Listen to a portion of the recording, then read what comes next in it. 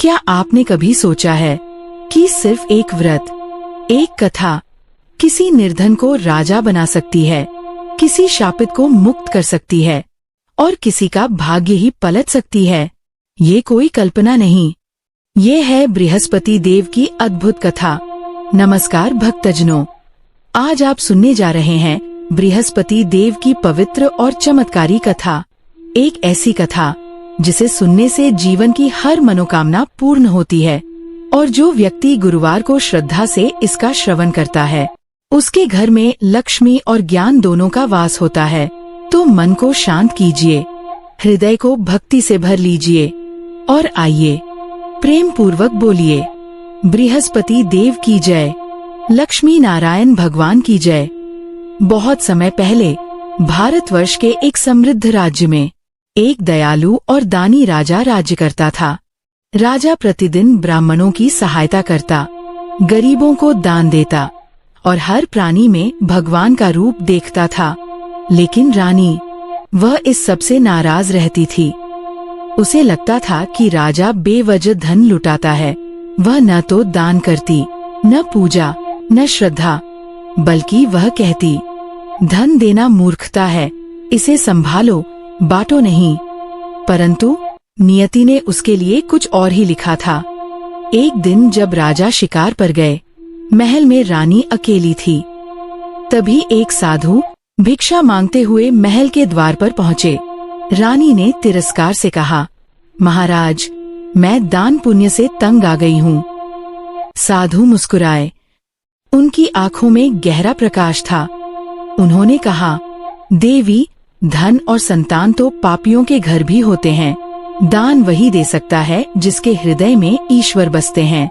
लेकिन रानी ने उनकी बात नहीं मानी। वह बोली, मैं ऐसा धन चाहती हूँ जो कोई छीन न सके, पर मैं किसी को दूं भी नहीं। साधु ने धीरे से कहा, तथास्तु। रानी को लगा ये एक आम साधु था, पर वह और कोई नहीं, स्वयं बृहस्पति देव थे। साधु के चले जाने के बाद 3 ही बृहस्पतिवार बीते थे कि महल की सारी संपत्ति नष्ट हो गई। सोना मिट्टी हो गया, अन्न समाप्त हो गया और कभी समृद्ध रहने वाला महल अब सूना था। रानी और राजा भूख से तड़पने लगे। राजा ने कहा, रानी, मैं दूसरे राज्य चला जाऊंगा। यहाँ सब मुझे जानते हैं, छोटा काम करूंगा तो अपमान होगा। रानी चुप रही। राजा चला गया और जीवन संघर्ष में बदल गया। दिन बीतते गए। रानी और दासी 7 दिन तक भूखे रहे।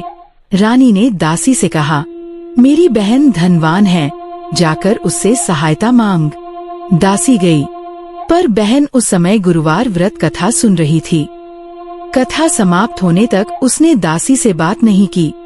दासी दुखी लौट आई। रानी ने सोचा, मेरा भाग्य ही दोषी है, पर नियति ने यहीं से उसका उद्धार तय किया था।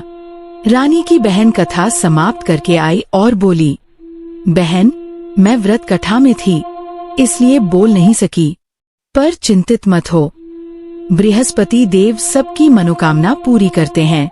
रानी ने आश्चर्य से पूछा, कैसे? बहन बोली, गुरुवार को व्रत करो, चने की दाल, मुनक्का और केले की जड़ से विष्णु भगवान का पूजन करो, पीला भोजन करो और कथा सुनो।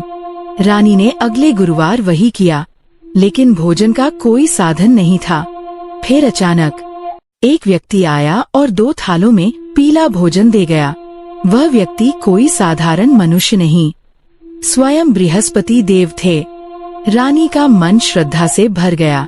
उसने हर गुरुवार व्रत रखा और धीरे धीरे घर में फिर से समृद्धि लौट आई। उधर राजा, जो अब लकड़हारा बन चुका था, वन में पेड़ काटकर गुजर करता था। एक दिन वह उदास बैठा था। तभी वही साधु यानी बृहस्पति देव फिर प्रकट हुए। उन्होंने कहा, राजन, तुम्हारे दुख का कारण तुम्हारी पत्नी का गुरुवार व्रत का अपमान है। अब तुम श्रद्धा से व्रत करो, तुम्हारे जीवन में फिर से सुख लौटेगा। राजा ने उसी दिन व्रत किया और उसे लकड़ी बेचने पर 2 गुना धन मिला। उस दिन से उसका जीवन बदलने लगा। लेकिन मानव स्वभाव वही है, जब सुख लौटता है श्रद्धा ढीली पड़ जाती है। अगले गुरुवार राजा व्रत भूल गया और उसी दिन नगर के राजा ने आदेश दिया, आज कोई अपने घर भोजन नहीं बनाएगा, सब यज्ञ में आएंगे। राजा देर से पहुंचा। रानी ने उसे चोर समझ लिया और कारागार में डलवा दिया। उसी रात बृहस्पति देव स्वप्न में उस नगर के राजा के सामने प्रकट हुए और बोले, जिसे तुमने बंदी बनाया है वह निर्दोष है। रानी का हार उसी खूंटी पर लटका है, उसे मुक्त करो। अगले दिन राजा ने देखा, हार वहीं था। वह लकड़हारे से क्षमा मांगता है और सम्मान पूर्वक विदा करता है। जब वह अपने नगर लौटा तो देखा, नगर पहले से अधिक सुंदर है। बाग, तालाब, मंदिर, धर्मशालाएं हर ओर थीं। रानी अब दानी और पुण्यात्मा बन चुकी थी। रानी बोली, हे स्वामी, यह सब बृहस्पति देव के व्रत का परिणाम है। राजा भाव विभोर हुआ। उसने प्रण किया, अब मैं हर गुरुवार व्रत रखूंगा, दिन में 3 बार कथा कहूंगा। और उसी दिन से राज्य में सुख, शांति और वैभव लौट आया। भक्तजनों, यही है बृहस्पति देव की अमूल्य कथा।